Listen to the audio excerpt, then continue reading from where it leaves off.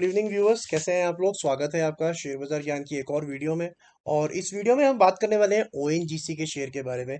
आज लगभग 2.5% ऊपर क्लोजिंग दिया है ओएनजीसी के शेयर ने। रिजल्ट्स आने के बाद की मूवमेंट है ये। हालांकि प्रॉफिट में डिप आया है, और यही मैं इस वीडियो में बात करने वाला हूँ कि प्रॉफिट में डिप आने के बावजूद क्या रीज़न है ओएनजीसी ऊपर भागा है। तो उस रीज़न के बारे में बात करेंगे, रिजल्ट्स कैसे आए उसके बारे में बात करेंगे। फिर चलेंगे चार्ट्स के ऊपर, और डिविडेंड जो डिक्लेयर किया है कंपनी ने उसकी डिटेल्स भी मैं आपको देने वाला हूँ। तो चलिए, विदाउट फर्दर अडू शुरू करते हैं।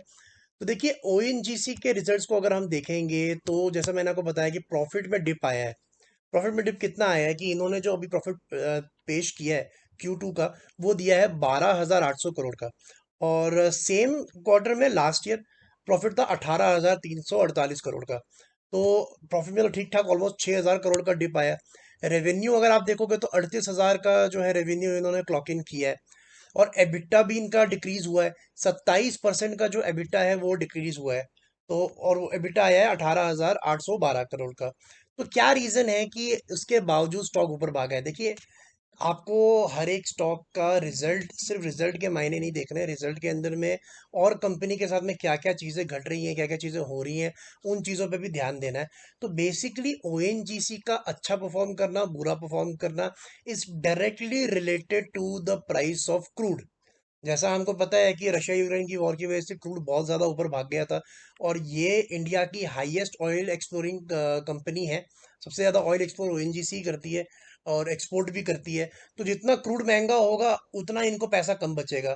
सिंपल सी बात ये है। साथ ही साथ में जो विंडफॉल टैक्स है, गवर्नमेंट ने विंडफॉल टैक्स लगा दिया था। बिकॉज जब एकदम चरम पे ये वॉर थी, तो गवर्नमेंट को ये प्रॉब्लम था कि हम रशिया से तो सस्ते में तेल खरीद रहे हैं, ऐसा ना हो कि कंपनी ओएनजीसी की जो है, फिर बाकी कंपनी जैसे रिलायंस वगैरह है, वो ऑयल को एक्सपोर्ट करने लग पड़े। तो वो चीज़ बचाने के लिए गवर्नमेंट ने विंडफॉल टैक्सेस लगा दिए थे ऑयल के एक्सपोर्ट के ऊपर में। और अब जो विंडफॉल टैक्सेस हैं वो कंपनी गवर्नमेंट जो है एवरी फोर्टनाइट, मतलब हर 14-15 दिन के बाद में इसको रिव्यू करती है कि विंडफॉल टैक्स कम करना है, ज़्यादा करना है।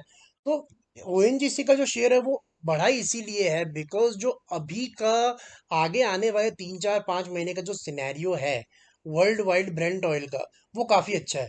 और यही रीज़न है। साथ ही साथ जो डोमेस्टिक गैस है उसके प्राइसेस भी ऊपर की तरफ जा रहे हैं।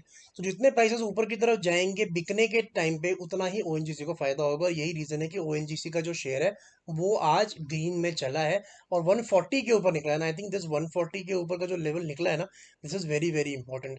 अब हम चलेंगे चार्ट्स के ऊपर में।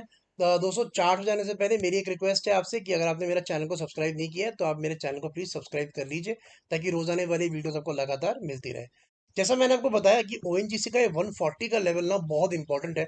बिकॉज अगर हम देखें तो ये वीकली चार्ट है ओएनजीसी का।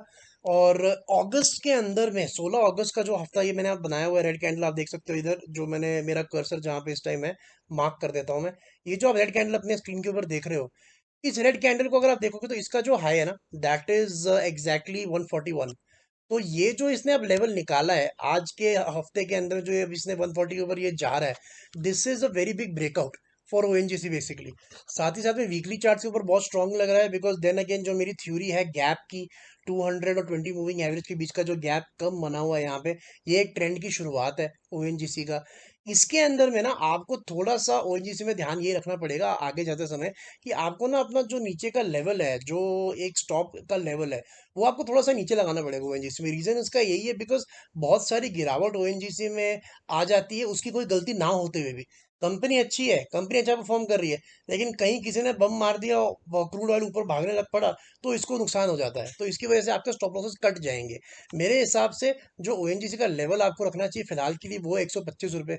125 पे रख के इसको आराम से भूल जाओ और इसको चलने दो आगे। और मुझे लगता है कि आने वाले समय में 160-165 तक जाएगा शेयर। काफ़ी अच्छा स्ट्रक्चर लगा है इसका मेरे को वीकली चार्ट के ऊपर में। और कंपनी जो है definitely one of the good companies as far as oil is concern in our country. और डिविडेंड भी अच्छा देती है। डिविडेंड की बात हम आगे अब करेंगे। तो डिविडेंड कंपनी ने जो अनाउंस किया है दोस्तों, वो है पौने 7 रुपये का। बहुत बढ़िया डिविडेंड कंपनी देती है। बेसिकली इसका जो डिविडेंड देने का रीज़न है वो यही है कि ये सरकार की कंपनी है, और सरकार को भी डिविडेंड से अच्छी खासी कमाई होती है। तो पौने 7 रुपये का डिविडेंड कंपनी ने दिया है। और इसकी जो रिकॉर्ड डेट है वो है 22 नवंबर। 22 नवंबर को आपके डीमेट के अंदर अगर ये शेयर्स होंगे तो आपको हर शेयर के ऊपर में ₹6.25 का जो डिविडेंड है वो मिल जाएगा। बहुत अच्छा डिविडेंड इसलिए बोल रहा हूँ बिकॉज ओएनजीसी का अगर आप डिविडेंड यील्ड देखोगे ना तो अभी 7.5% के करीब है पिछले साल जो इसने पूरा डिविडेंड दिया था। और ये जो ₹6.25 का डिविडेंड है, ₹140 का शेयर है, तो ये जो डिविडेंड है ये दिस इज मोर देन 4%। 4% से ज़्यादा का जो है ये डिविडेंड है। और इसीलिए I I am saying that it is a very healthy dividend. तो 4% आपको मिल रहा है बैठे बिठाए बिना शेयर के कुछ किए। So this is a very good dividend.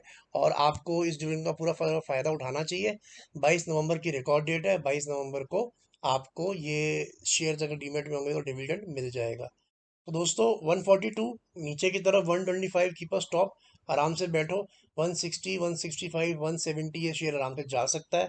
थोड़ा सा टाइम लेगा लेकिन रिवॉर्ड अच्छा देके जाएगा। तो ये तो मेरा सारा का सारा analysis on ONGC. I hope आपको समझ में आ गया।